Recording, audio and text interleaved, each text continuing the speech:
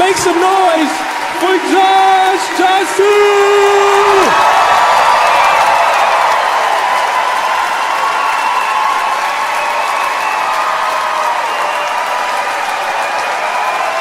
Wow, thank you so much for having me. This is so cool. I am happy to spend the 4th of July with you.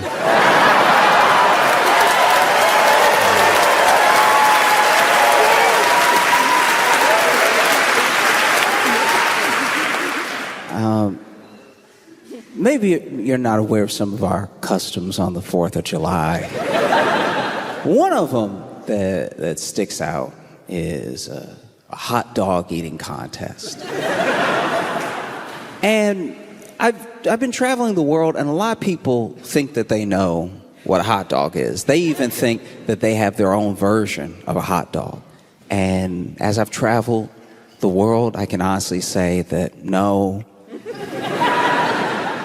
you don't. Because you all here, I'm not going to pronounce it correctly, but you have bratwurst. That's not hot dog at all. That's good. You have to understand, to make a hot dog, like bratwurst is beef or veal. It's a meat with herbs and spices in it, cooked well. A hot dog, especially in America, a hot dog is something that to make you first have to find. And when I say find, I mean like putting together a proper hot dog in its casing and to serve is a lot like a witch's spell.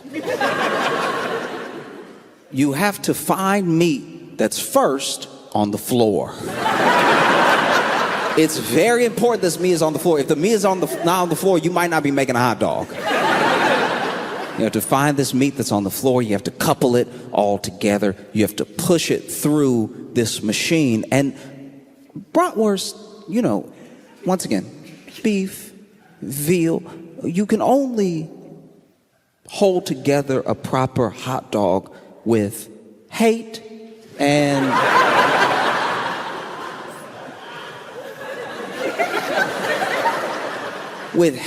like a touch, like a dash, just a little bit of poverty, right?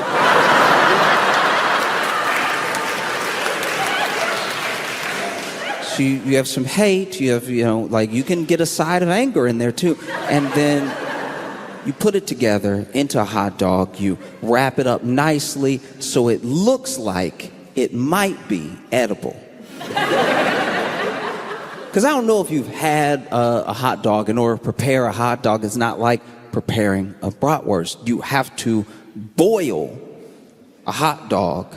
And in order to boil the hot dog, it means you do have to ruin some water.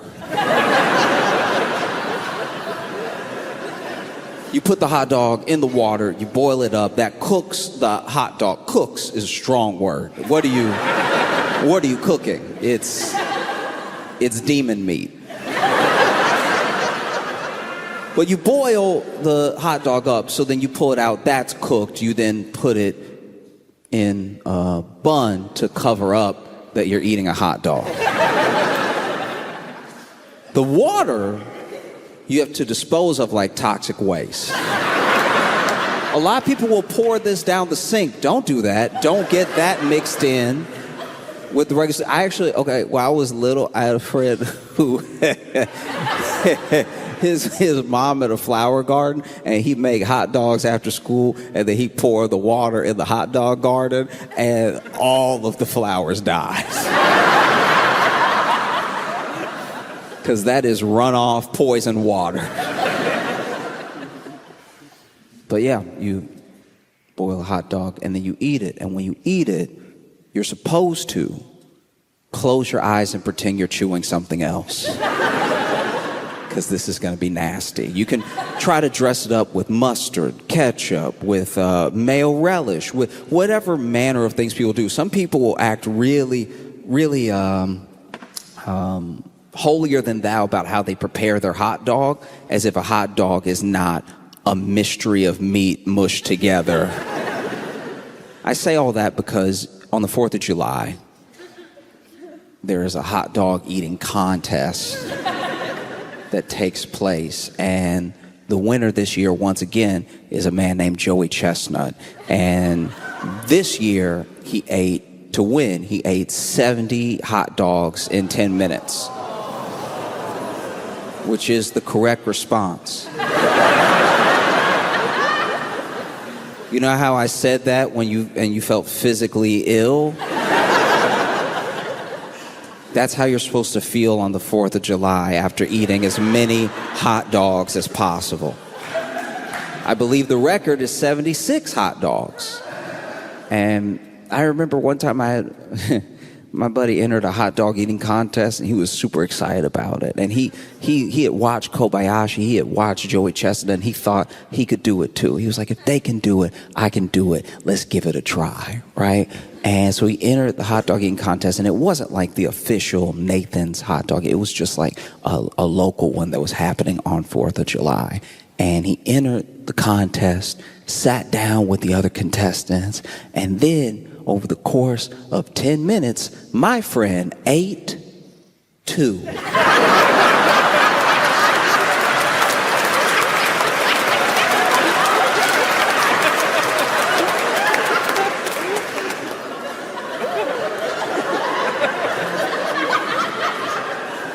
This man ate 2 hot dogs in 10 minutes.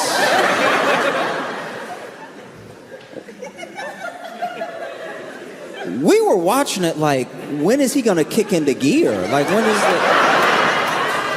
There are other people that are literally like swallowing hot dogs like,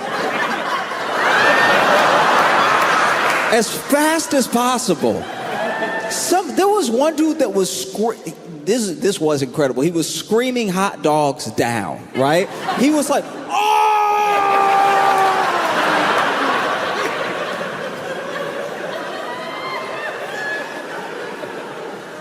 Meanwhile, our buddy,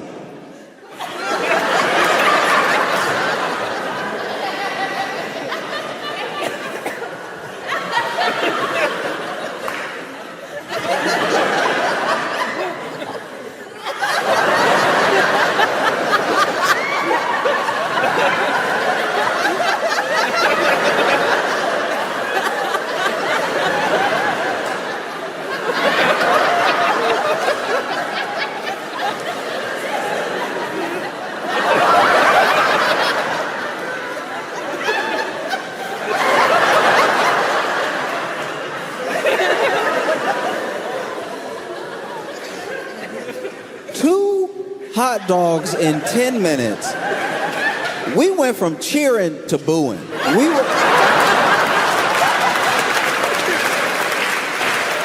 We started out supportive. Initially, we were like, yeah, get him, you can do it. And then, when it was clear he couldn't, we were like, stop, you wasting a hot dog. When he got done, we asked him, hey, what happened? We drove you here.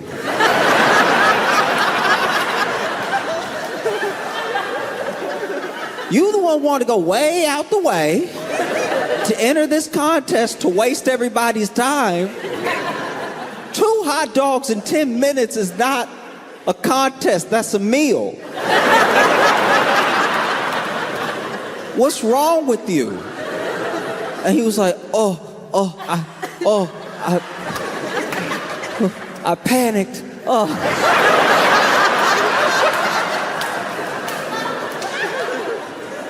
What are you panicking about? He's like, I saw everybody else do it, and they were so fast. I was like, how are they not choking? And then I remembered I might choke, so then I started chewing extra.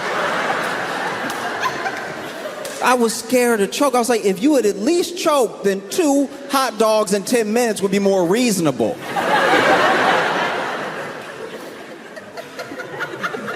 You got people over here fighting to get hot dogs now. He over here chewing responsibly.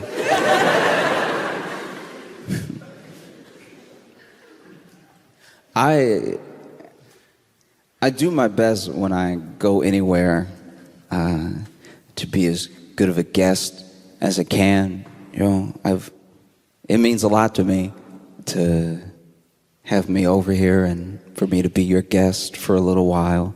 I've been looking forward to this trip for a long time. And I'm always a little tense when I'm a guest, though. Even if it's just visiting a friend's house, you want to be a good guest. You don't want to leave and then have them be like, oh, never again. Like I get nervous to be seen as a bad guest. I don't want anything to go wrong. Like I've had to stay over, for a couple nights at friends' houses, and they're like, "Oh, make yourself at home. What's mine is yours." I feel like that's a trap. Because you really make yourself at home and then you find out how much they mean it later. It's like, I'd rather just act like I shouldn't be in here at all. Quiet as a mouse, I'll just act like I broke in and just try to affect as little as possible in the home. And they'll be like, what? He's such a good guest. We didn't even know he was here. One time I got so stressed out about being a guest at my friend's house while they were out of town that I just never went.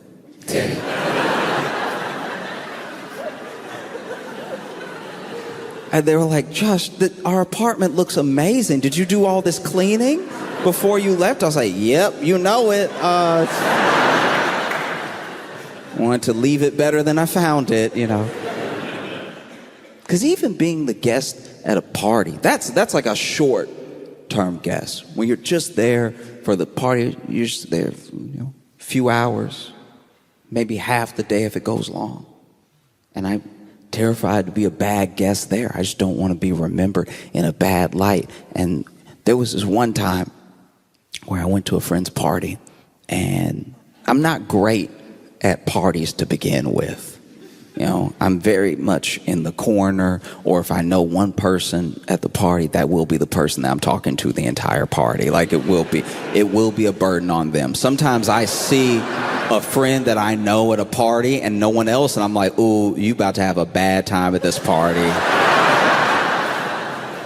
I hate that for you. I'm very sorry. But it's either talk to you or talk to a stranger, and come on.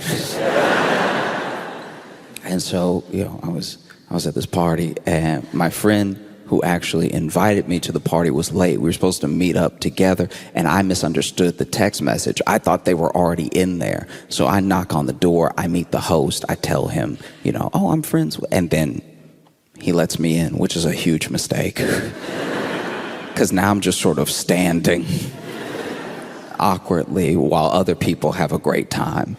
And so I was like, you know what I'm gonna do? This is the fail safe. Every time you need a break from social interaction, or you just need to get your bearings together because you're in a public place and you're sort of freaking out, you go to the bathroom. The bathroom is the safe haven, right? And so I walk to the bathroom, I close the door behind me, and it's a little dim in the bathroom, but I use the bathroom, right? Other reason to go. And as I'm stepping away from the toilet, I hear this little crunch, like under my feet, and I look at it, and it's all of this glass under my feet, and it looks like the actual light bulb either popped or broke or something, and then now I've stepped in it. And as I really start to look around the bathroom, I realized that it is an absolute disaster in there. It is horrifically bad. So the bathroom mirror is smashed. I didn't notice it at first when I walked in, and the glass is in the sink, and there's a little bit of blood in the sink, right? And so I'm standing there, and I look over at the tub, and the shower curtain is pulled back, and there's a fur coat in the tub. And I'm like, all these things are too much for one thing. You know what I mean? Like this would be a shutting the bathroom down for a short period of time at the party if just one of them happened, and all of them are happening right now. And so I'm like, I don't know what to do. I flush. That's as much as I can clean up right now. And then I'm a bit panicked, so I get ready to just get out of the bathroom, because if I can get out scot-free, if no one sees me come out of the bathroom, someone else can address this thing, because I don't know anyone here. My only friend is late, and the host has just seen me once. So I get ready to, I don't even, admittedly, this is gross, sorry, but I wasn't even gonna wash my hands, because I was like, there's a whole bunch of blood in there anyway. They'd be dirtier than when they were unwashed. And so I get ready to pull on the doorknob, and I hear a knock. And I can't open the door. There's no way I could open the door and be like, all yours. You know? It's crazy in there. And so I hear the knock, and I think to myself, oh no. There's no way. First of all, if you need to go to the bathroom, the last thing you want is for someone to open the door and be like, all right, before you get in there,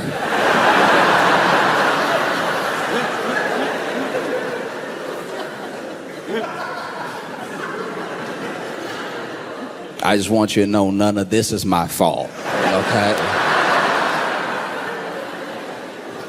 Before you walk in with judgment, just know anything can happen to anybody at any point. Like, if you had been a little quicker with your feet, this would have been you, okay?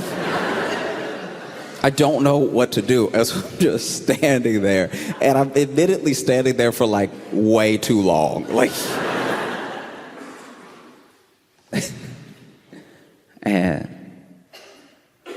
and I hear a knock again.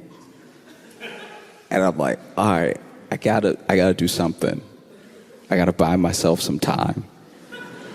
And so I just say, 1 second. That's bought me 1 second.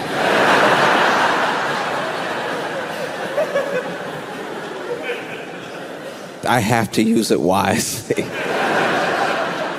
And in my head, I'm thinking like, okay, I could try to clean up.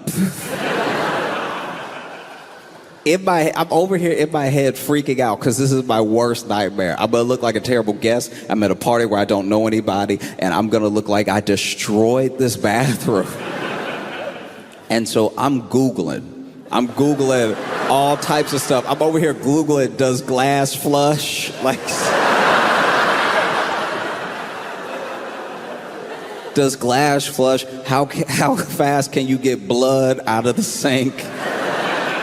If you were to look at my Google search history on this night, it would look like I definitely killed someone. Or at least a small animal. Because I was also Googling, like, does fur disintegrate? Like,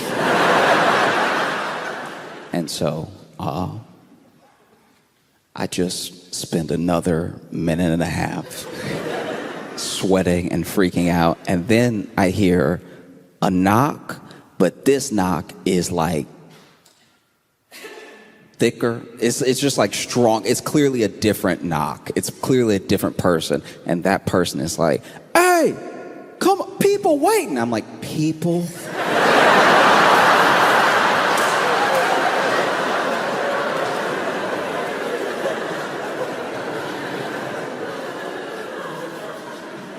People are waiting. Okay, all right. People implies more than one person, which does imply, plural, and plural could just be two. It could just be the initial guy that knocked and is very patient, or maybe left. Who knows? Maybe he had to use the bathroom so bad that he left the party completely.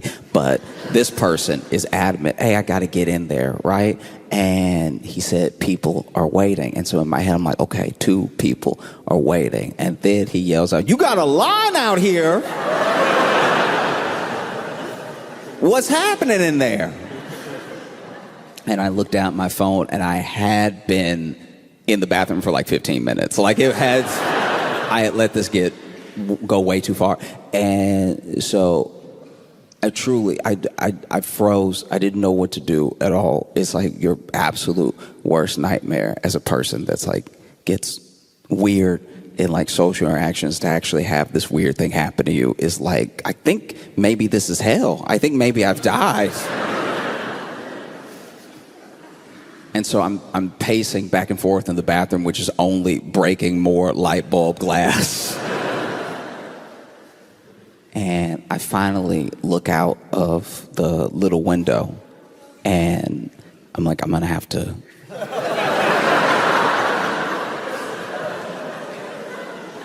I'm gonna have to leave. Like, I'm gonna have to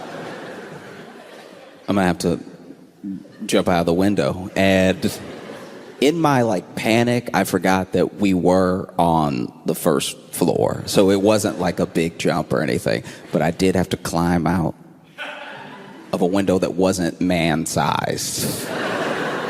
Luckily, neither am I.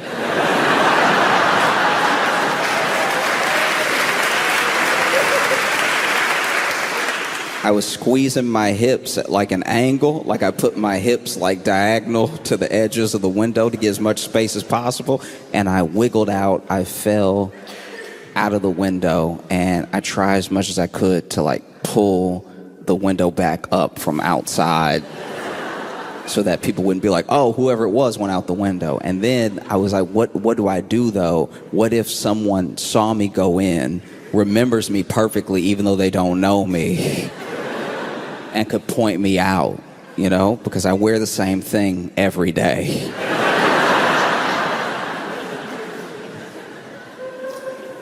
And so I'm like, the only option I have is to go back in.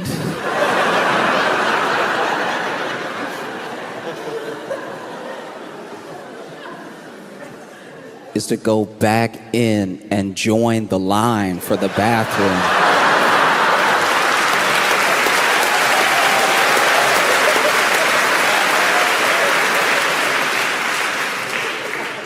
And so I walk around the house and I'm thinking to myself, okay, all I gotta do is watch out for the host. His host was greeting me when I first walked in. As long as the host has like got to that point in the party where they're not greeting everybody and they're not answering the door every time, I should be good. And so I wait, some other people were arriving and they knock on the door. Someone else opens the door. I'm like, this is my chance. I sneak in behind those two other people and I immediately walk to the line for the bathroom. And luckily, my buddy who was late was in the back of the line, and he's like, can you just believe this?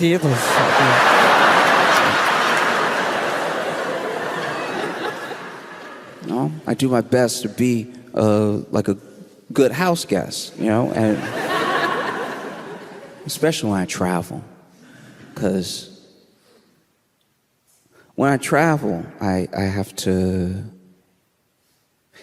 do it as an American.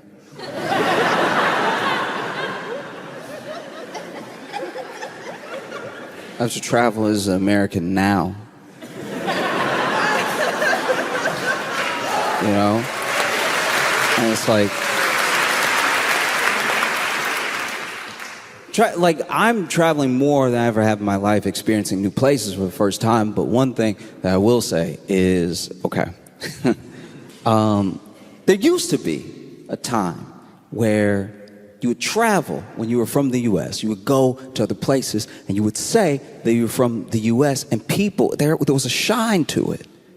There genuinely was like this like magnificent shine around you and your passport. People had questions for you. You know, you would say you were from the U.S. and they'd be like, oh, blue jeans.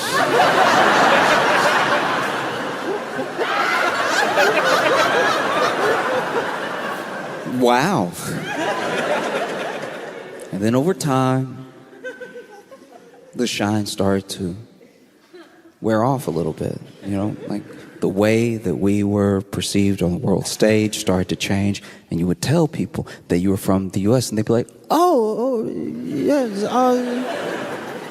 yeah, Beyonce.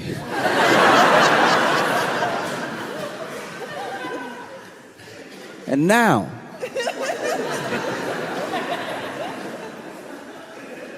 you travel the world, and look, people ask me. I don't go around telling everyone my business all the time.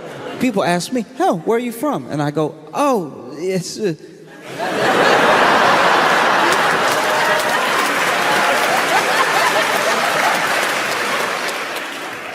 he's American. And they're like, what? What? I didn't hear. Oh, it's United States.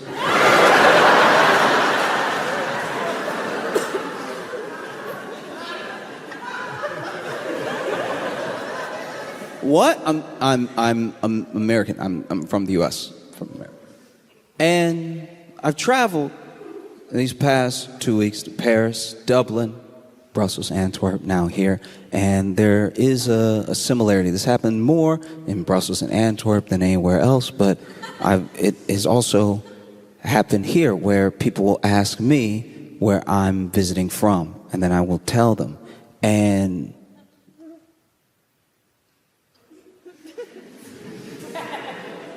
there's a look and a noise you make that's genuinely offensive. Like it is.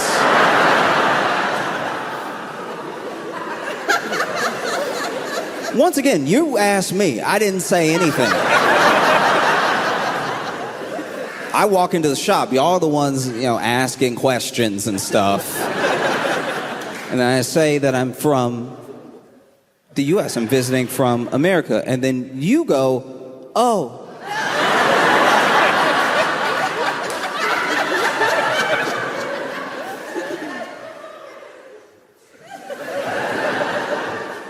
You get the face or you get the noise. You don't get both. Oh. I grew up in Louisiana, all right? And when I was, sure. And when I was in Louisiana, I have friends who live in all different parts of the state. And one of my friends, he actually lives he's in a rural area. He's in some swamp area near the bayou and everything. There's a bunch of things floating in the water, a bunch of predators out there. He does his hunting. He comes back home. That's mainly how he sustains himself and everything. And there was one time he was having a barbecue. A bunch of friends came over, and one of his buddies, his buddy Spence, came over and was having a cigarette off by himself. He walked off away from the barbecue to have his cigarette. And then sometime later, he comes back over, and in the back door, the way that a lot of the houses are built in Louisiana is you have your door and you have your screen door. And the screen door can keep out the bugs while also letting air flow into the home and everything. And so he pops his head near the screen door, and his head only. And Spence leans in and he says, "Hey, can you call an ambulance?" And our friend is like, "What? Why?" If anyone ever asks you to call an ambulance, just do it right away. I'm sure that they have a good reason. I'm sure they're not just getting you to do it for fun because they want to hear the siren. I think that they probably need some help. And so he's like, if you could just call him, that'd be great. Can you please just call him? And he's being very calm. And so our friend walks up and pokes his head out of the screen door, and he sees that Spence, though calm, is standing there, and there is a baby alligator around his foot.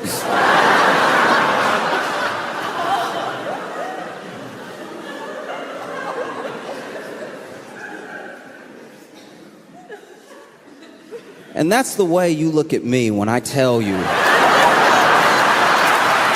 I'm from the U.S.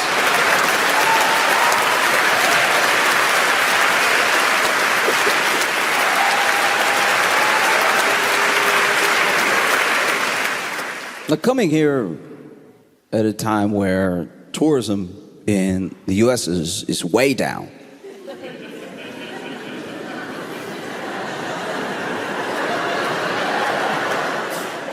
Yeah, people aren't coming to visit as often. It's like if people used to love to come visit all the time, and then something happened.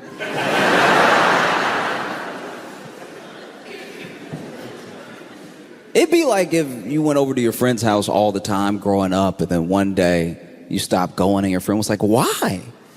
Why wouldn't you just come over like you used to? Come hang out. And you're like, oh, well, last time I was there, your dad threw a plate at my head, so I think I'm good coming over for a while. You know? And so tourism is down in the U.S. People are choosing other places to go. And one of the main places that they're choosing to come is to Europe. It's all these places, like, you know, some people will come to Berlin. A lot of it is happening in Spain with Barcelona and Madrid, in Italy, you know, in Paris as well. And it's getting to the point where there's so much tourism, people are actually calling it like over tourism. You know, and this is happening at the same time as like massive heat waves, like wild heat waves, some of which we've never seen before. It's never been as hot as it is now. It's very hot. Luckily, not here today. But this week you had, you know, one of your hottest days on record. I can't even imagine what that must have been like, because you all are like fit people. Like, you get on bikes to go you have to understand, my frame of reference is the US. So the fact that you're even walking next to a bike is leaps and bounds. You know, I can't imagine trying to ride a bike in that heat, or running. Some of you run.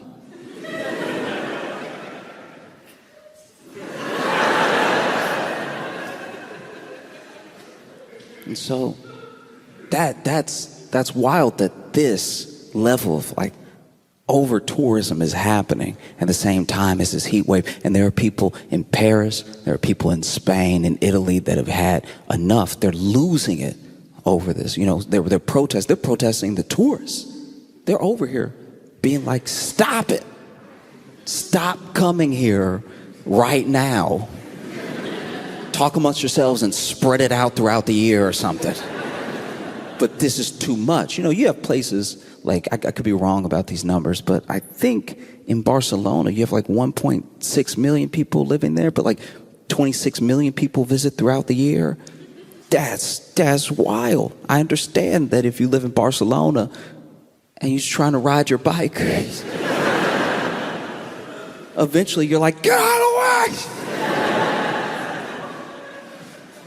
No. And then if you live in Barcelona, you're tired of all these tours everywhere all the time, and you start freaking out. You might get a reputation for being a little bit rude to tourists, and then you'll be New York. Oh. But people are doing the best they can to protest. There's been all these different types. People get creative and stuff. There's one where they were shooting tourists with water guns throughout the day. You know, get out of here! Ah! You know, like when a dog tries to pee on the carpet. You know, you know? Although as far as protests go, you can tell that these are like good people doing the protesting, because that's what you came with, water guns. For water gun. I don't know. I'm coming from the U.S. where it would have just been guns. Like this. You can tell these are people who have a deep moral core, because you used water guns to protest tourists during a heat wave. They probably didn't even understand what was happening. You know what I mean? They were probably over here like, oh, the Spanish are so hospitable. They saw how hot we were. And then some strangers we didn't even know were like, cooling us off. You know, and I get the genuine frustration though, but this is the main problem, is that whether it's business or whether it's government, systems have a magnificent way of pitting us against each other. Like, there are people that are local that are upset because obviously with all this tourism, Airbnbs are shooting up. Airbnbs raise the price of living in the area, so then people are getting priced out of their homes. They're getting priced out of the areas that they grew up in. They have to find somewhere else to live, all for people who don't live here, who are just coming to peak, and then they head home. And that can be incredibly frustrating, but that's the people who are coming to visit didn't come up with a master plan. Airbnb and the government that allows Airbnb to run rampant are the people to blame. You should be taking, like,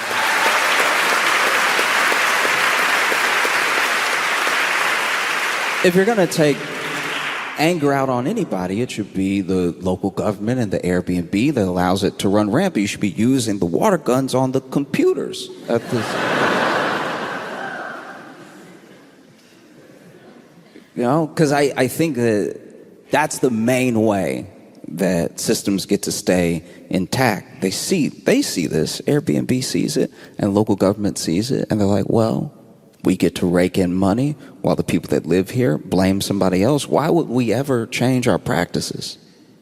You know, and I don't really know what the exact fix is. You know, I remember when Airbnb was like at your house.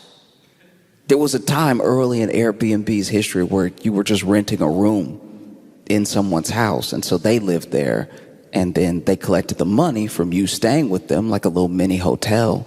But that was like easier because then they lived here, so they cared about the home, they cared about the community, and you got to get a taste of like local life. And you could even ask them, hey, is there anywhere I should go to eat? And they would tell you, this is where we're going to eat tonight. And sometimes you would actually have a meal with your host. And I thought that was a really beautiful thing. And then like private equity and more money got involved, and so it ruined it.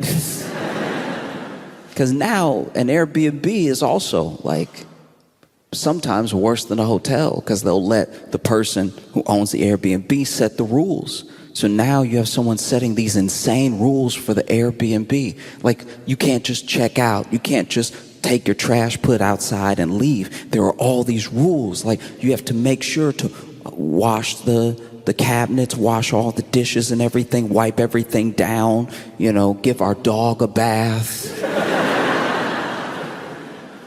Also, you don't get charged a cleaning fee that you end up getting charged anyway, because in the small print, it was like, pick up our kid from school. And you didn't see that part. So now you're spending all this money on Airbnb to just go somewhere nice like Italy. And then you get to Italy and everyone's mad at you for visiting Italy. But you're also mad because you're like, the rules in this Airbnb say I have to buy this house before I leave.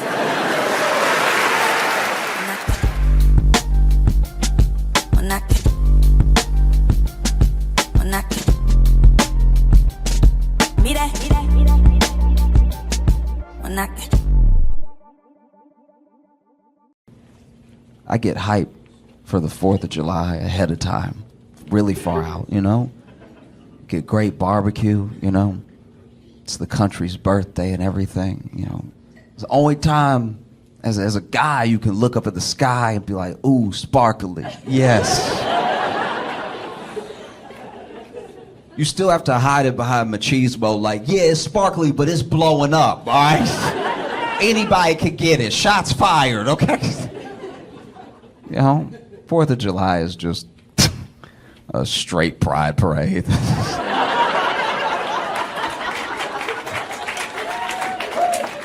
That's all it's ever been, you know? It's just the one time a year guys get to be like, yeah! It's basically, don't act like it's not drag just because you put on a longer beard. Like, you dancing in the street too, you know? That's why I'm always blown away by people who complain about pride, and they're like, there's no straight pride parade. I'm like, yours is coming up in a month. Like, you can't give it 30 days. Even when you think about it too, you think about the way that the country came together too. We think of the founding fathers as these like all these like old wise men and everything, because that's when they got painted. You know, they got painted late. They had already survived the war by the time we painted them. When they were in the war, they were much younger. We got the pains when they were like 40. But they fought in the war. You think they were fighting in the war old? You know what I mean? Like, yo, you think Washington was in the war like, get them, boys?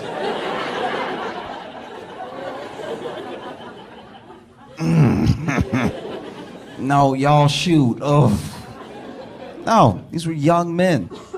Young men battling to create a country, you know? And it's mind-blowing how young they were when we won. You know, July 4th of 1776, Alexander Hamilton was in his 20s, early 20s. So was Aaron Burr. You know, some of the oldest people, I think even Washington was like only 40 or something. And that's just, it should be a testament to the fact that sometimes, you know, as much as young people don't always know the way, they have the energy to go the furthest, you know. So sometimes it's important to like let young people lead and old people guide, you know. I think that's how you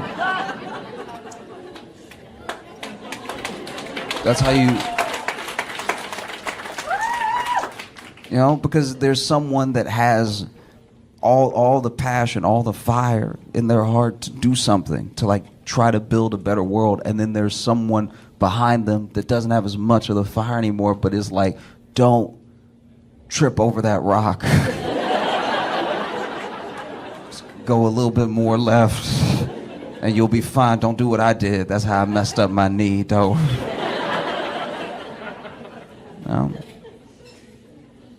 No. Founding fathers they're fascinating to me because, you know, they were trying to carve out an ideal into making it, you know, making it substantial, making it real, making it a country and everything. But there were still some pretty deep. I don't know. It's a hard thing to write down. You know, all men are created equal, and then look over and be like, yeah, except. Yeah, I mean. So it's a dream that took time, still takes time, still hasn't been fully realized in the way that it's at least on the paper. You know, like sometimes people have this revisionist history about the founding fathers, like they would have wanted the best for everyone and for all of us to get along. And I'm like, no, they said what they meant. They, do you know what I mean? Like, the founding fathers didn't have slaves, but also be like, one day someone will right this wrong. You know, but I think about how even, you know, people know more about Alexander Hamilton now because of the musical and stuff. But Hamilton, you know, staunchly against slavery and everything, and he was young, so I'm sure he was like this young kid that people looked at like, this dude doesn't know what he's talking about. He just talks a lot, you know. And it's funny how we know about Alexander Hamilton and Aaron Burr's feud mostly because of the musical, but we don't know how petty it got. Alexander Hamilton built a home in New York City, right? And Aaron Burr used his money to build a home down the street because he was jealous of where Alexander's home was, so he built the house pretty close by so that I guess Hamilton could see him hating from down the street. Alexander Hamilton and Aaron Burr were the original Kendrick and Drake.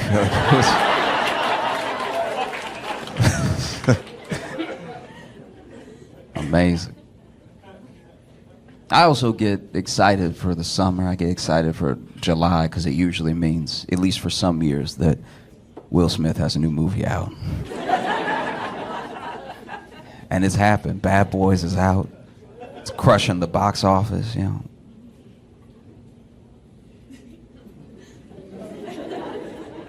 Will Smith slapped all the money out of Hollywood.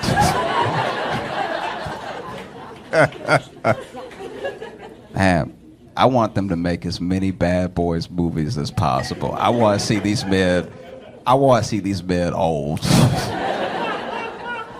I want there to be so many Bad Boys movies that after a while you're like, boys?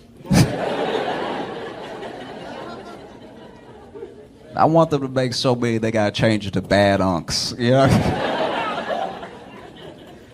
As I'm getting older, I realize this year that all of my close friends are either in or closely approaching their 30s. And it's so funny because, you know, everybody 30 and up, when people turn 30 now, they call themselves old, which is insane to me.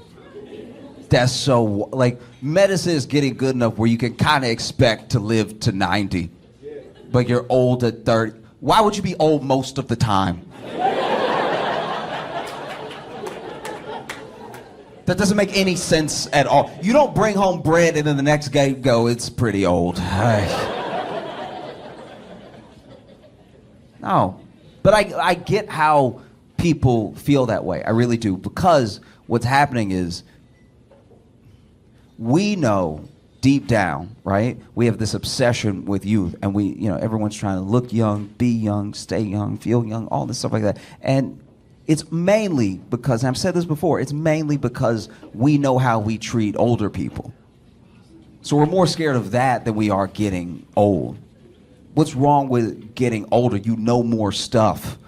Why would that be bad, you know? But I get how people feel old at a certain time, because especially people who are in their 30s now, we're in a very specific time that hasn't happened, at least the way that it's happening to us, right? Because we were like coming of age at a time that was like a turning point for what feels like almost everything, right?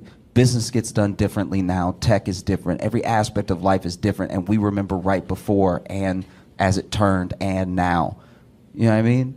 Like if you're in your like 30s, if you're like 33 and up, you remember before Google. That sounds ancient. That's...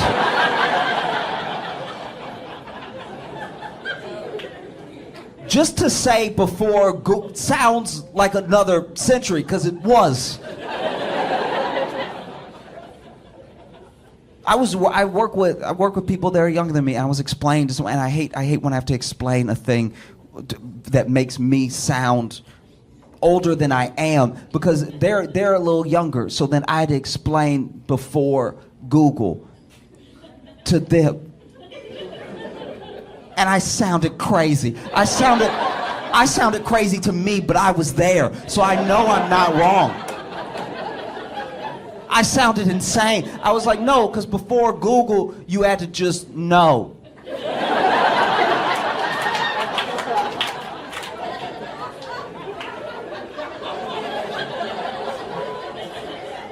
And if you didn't know, you had to ask somebody who you hope knew and was friendly, and if they didn't know, you had to go online. We still had online. Don't do that. We still had online. So then you had to go online and you had to ask Jeeves, and then they were like, "What is Ask Jeeves? Like, what is?" And I was like, "Ask Jeeves is. It's like if Google was white. Like it's."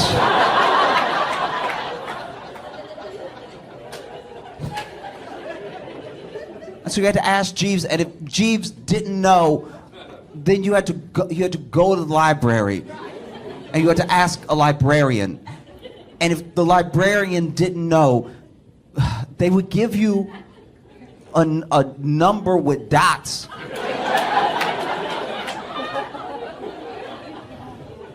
They would give you a library is like a house for books.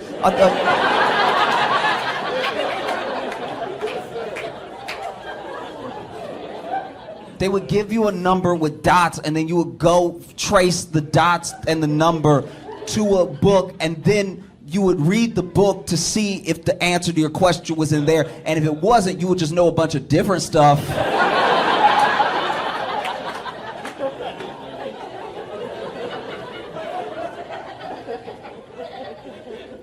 You would know. A book is like a slow Kindle. It's like...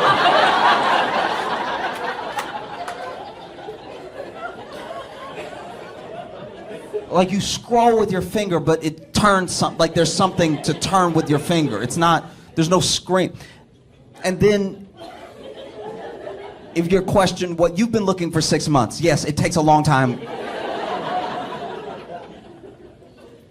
So maybe cut your dad some slack, all right? It used to be harder to know. Do you know how crazy you sound saying it used to be harder to know? That's not how I wanted to end it. I know I'm getting older because I'm getting genuinely more and more nostalgic for small things. Like not movies, not like like really small things about life. Like I miss growing up in the 90s. I think all of our appliances in the 90s were just better. They were just like top notch because not only did they last longer and they worked, but you could fix anything in your house by hitting it.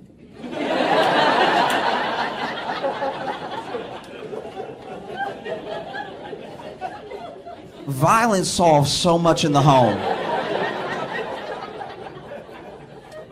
Growing up, all you need was some fists and some belief. And you could fix a whole house. Don't need to call a contractor or anything. Like if you had just any appliance, you know? And what was special about it was that you knew how to hit it. You knew how to hit yours. That's very important. It wasn't just you could go hitting something. Well, you got to know your machine and you knew how to hit it specifically to get it to work. And it wouldn't work when you went over to your friend's house. You go over to your friend's house and their thing wouldn't be working and you'd be like, and they'd be like, no, you gotta go.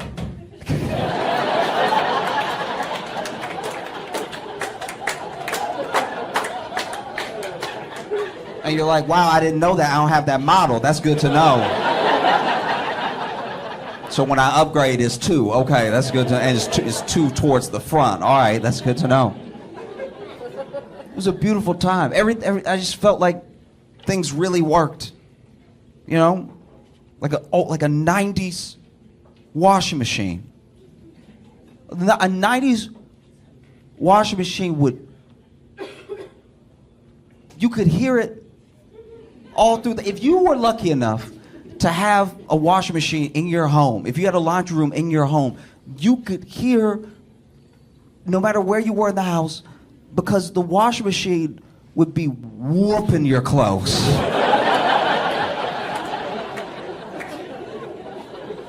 No matter where you were in the house, as soon as you started the watch, you would hold off watching a movie.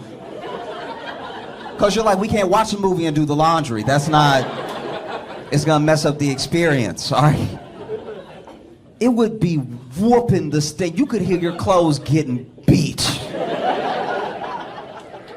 And they were all loud and they all just, like the washing machine moved like it had legs. No matter where you were in the house, you could hear your clothes screaming in the machine, just, oh!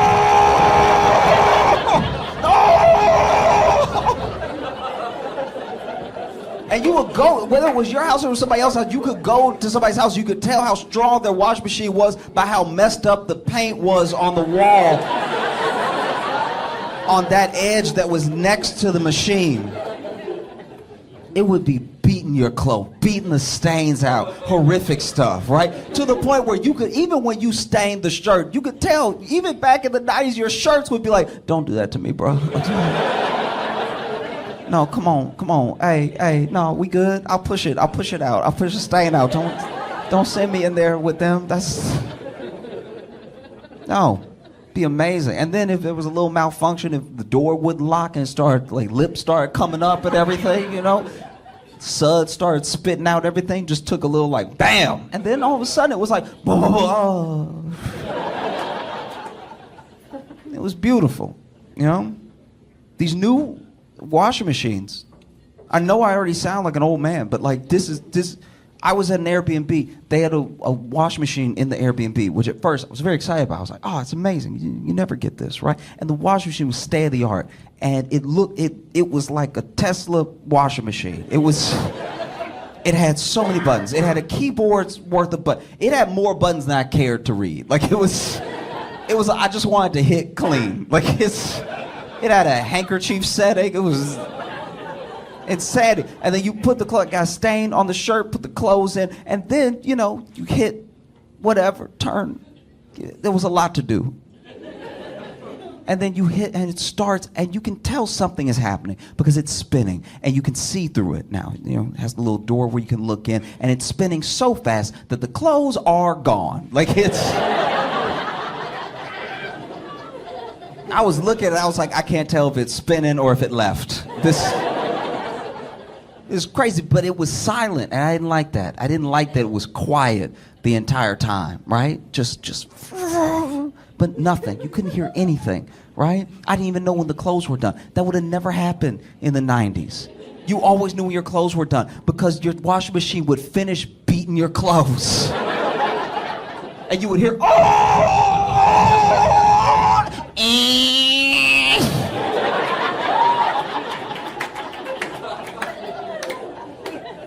because they used to put alarm clock stuff in the washing machine to make sure they made the same noise.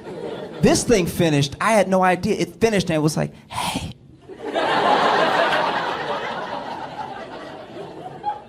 I don't want to disturb you, but I think I did it.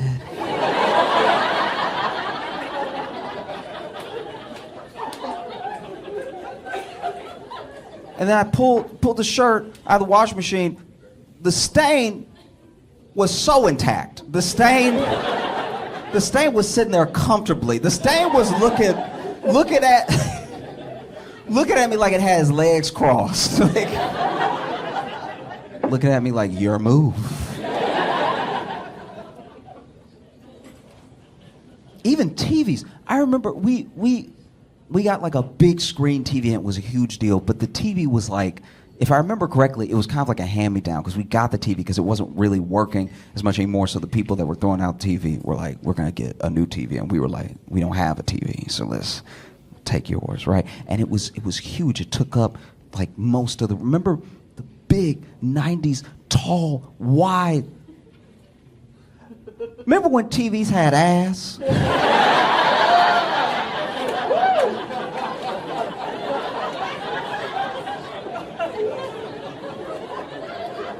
Do you know what I mean? Like really had it, like some true thickums. You know what I mean? Like, you would go over to your friend's house, they'd be like, I got a new TV. You'd be like, ooh, she packing. Oh, wow. I don't even understand. I don't even know why they made them like that. But it had like, it would be the screen here, but then just boom, boom.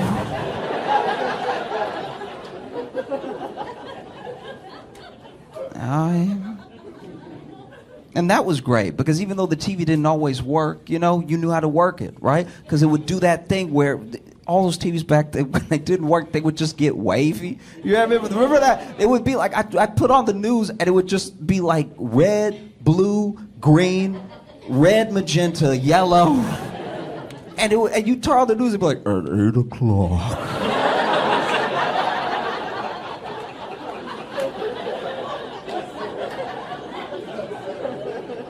Because I was little when we got this TV, and I remember turning it on and it wasn't working. I was like, Mama, the TV ate a popsicle.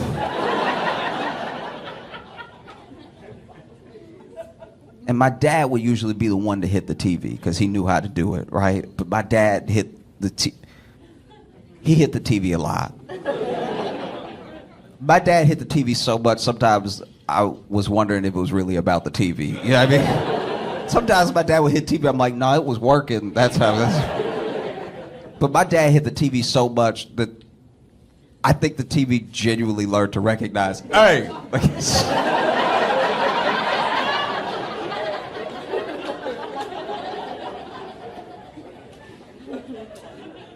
One time I was trying to watch the news and my dad came home. That's all he did. He just came into the house and the TV was like, 8 o'clock.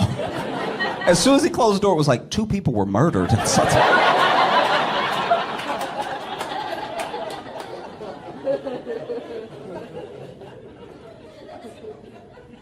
And then I got a TV. I bought a TV for myself as an adult because I wanted to have my own big screen TV. I wanted to have my own, like, oh, I'm sitting at home chilling for the weekend, watching a movie, have a real experience for myself, right? And I bought it. It was too expensive.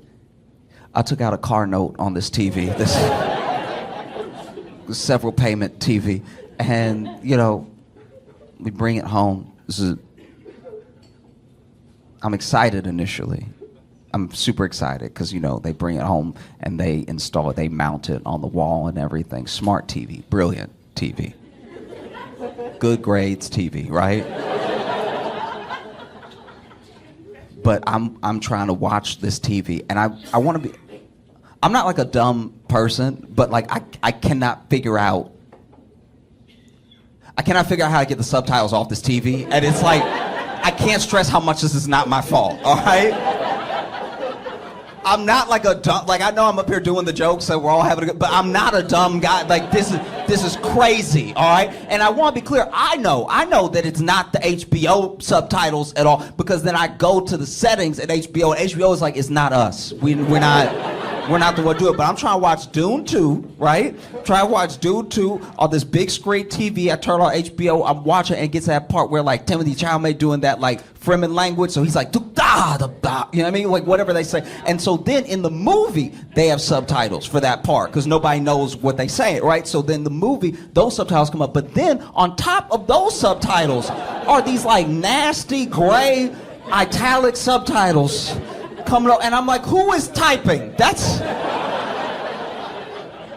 not what I wanted at all, and I can't get it off, and it's great, and it was everything I watched. I would leave HBO and I could watch something somewhere else, and they were like, and that's not even as bad as when I first got it, because when I first got it, when I first brought the TV home, it had, I don't know how it happened, it had the audio description on. All right. Now, if you, some of you are familiar. So, if you don't know what audio description is, it's basically if you're watching it and you're visually impaired, it will give you both context for what is happening in the show and things that are more like stage direction. They're just happening silently, right? So then I don't know that that's on. I don't know. I didn't press anything. I just turned on TV. I hit on the TV. That's all I did. And so then I went to watch Law and Order SVU. All right. So now I'm watching Law and Order, and Olivia is like handing somebody their ass, right? Like she's just like, you don't know anything about Survivor, you don't know anything. And then she walks out of the room, and then as she walks out of the room, my TV is like, Olivia leaves the room, and I'm like, who is that? Who is that? Who is in here? And I went to the settings. I went to Peacock. I went into the settings, and the Peacock settings were like, it's not us. We're not doing that. I've used remotes all my life. I've all the time used the remote, and I pressed the remote was not remoting. Finally, it was off. I don't even know what I did. Maybe I didn't do anything. Maybe the TV just decided to stop doing it. I have no idea. But I was watching a different episode, and Olivia was once again handing somebody their ad. You don't know anything about Survivor. You don't know anything. And then she left the room, and I was like,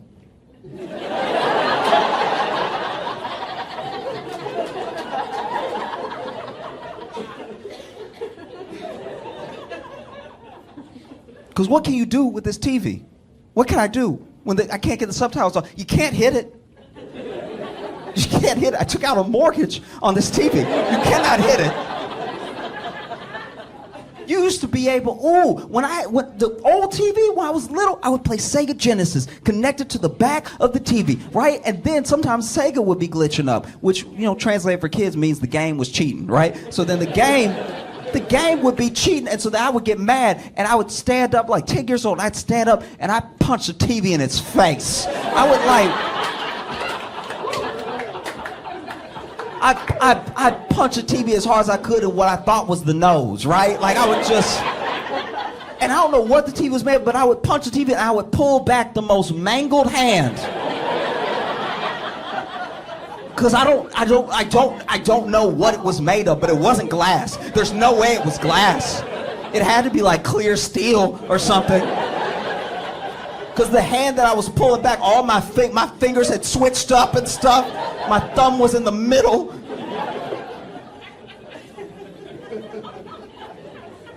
And now you can't punch a TV at all. You can't even dust this TV. You just gotta bargain with it. You used to be able to hit everything. The only thing you didn't hit back in the day was the microwave. And I feel like you didn't hit the microwave because then and now, we don't really understand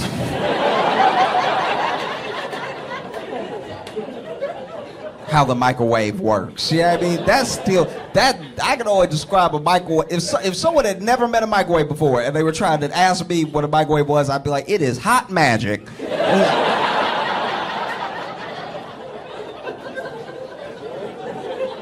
Yeah, I mean, they put some hellfire to good use and just, it gets the soups hot when you put it in there.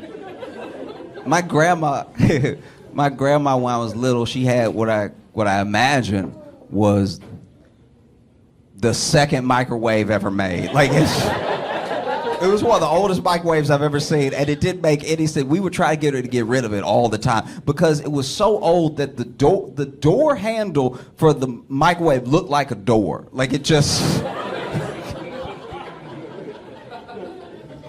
And then the buttons, she had it for so long. This had to have been, maybe it was the first microwave. She had it for so long that all the buttons had faded. So you don't know what you're pressing. I don't know what's potato and what's two. Like, every time you put something in this microwave, it's a gamble, right? You don't know if you're hitting defrost, if you're hitting 9 or whatever. And so there was one time that everybody was cooking in the kitchen, but I wanted to make some easy mac in a little cup, so I flipped it open, put the water in, tried to put it in the microwave. It was like dun dun dun dun dun, because I just had to go by feeling, because all the buttons were like Audis. Does that makes like all the buttons were poking out like.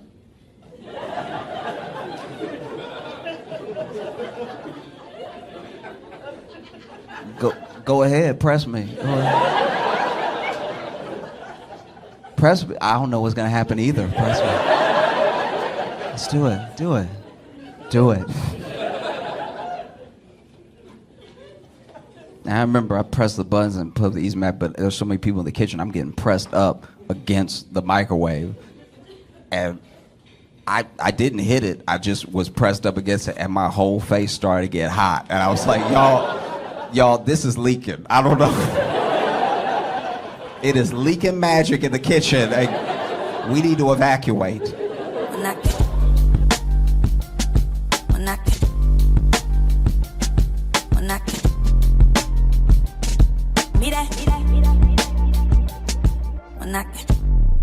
Have you ever seen a zoo lion roar? It can't even roar. It's like, rawr, I guess. Like, it has no confidence. It's never had a struggle in its life, you know? If a zoo lion and me saw a lion from the wild, we would run together. Okay, not the same speed, but the same direction. That zoo lion would be like, he's from the streets! No?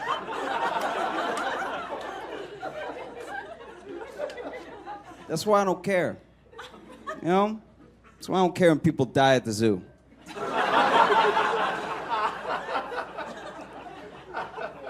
Really? That's the lion that killed you? The Urkel of lions is the lion that the Sheldon of lions is the lion that killed. It didn't even mean to kill you. Zoo animals never mean to kill the person. They just slapped you and were like, the meat's not coming out of this one. I have no idea what's it's. He's being difficult. Hey, thanks so much for watching. Please like and subscribe, hit the notification bell, and tell a friend. That would be a huge help if you tell people about it. Sharing is great. There's like a share button, but if you tell people, they might click on it.